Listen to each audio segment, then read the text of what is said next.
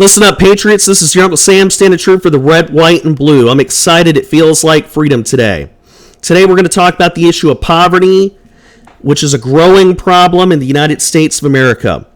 It is actually a growing problem worldwide right now. Poverty is completely out of control.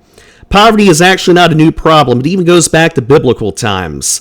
I have 4 Bible verses from the Proverbs that I want to read to you that are very relevant to this discussion. Proverbs 22 verse 16 states, "He that oppresses the poor to increase his riches, and he that giveth to the rich shall surely come to want."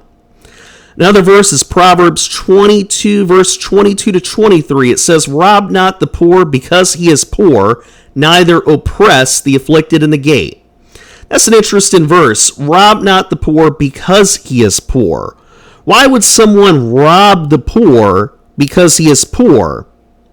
Well, it's because the poor do not have the social pull. They do not have the money necessary to get the help to defend themselves with. As you can see in today's time, the poor cannot afford a lawyer.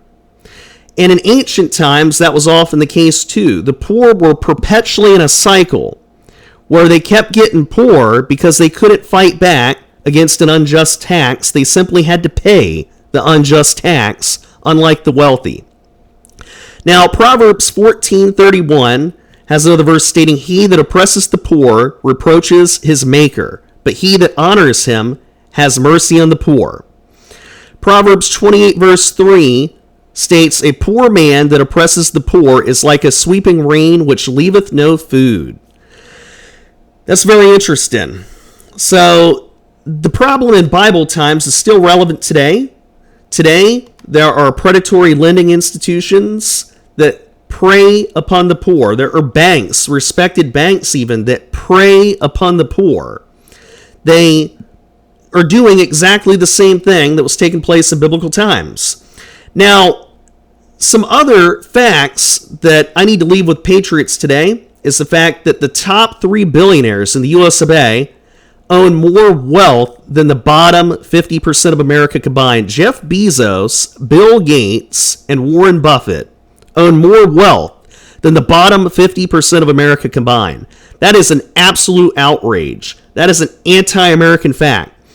Another interesting fact for Patriots to know is the fact that the world's top 26 billionaires combined supposedly own more wealth than the bottom 3.8 billion humans on the planet combined. That is massive. That is mind-blowing. That comes from the Oxfam report. Another interesting report from Oxfam goes back to 2013, and it states that the world's top 100 billionaires, if they pulled together their resources, they could solve the problem of global poverty worldwide 4 times over.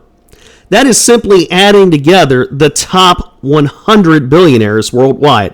That is not every billionaire worldwide combined, which would be thousands of them.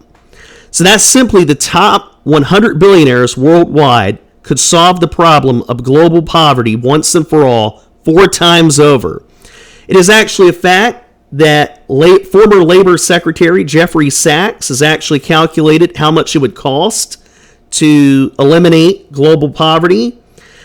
According to him, about $150 billion per year for a total of 20 years would be enough to eliminate global poverty.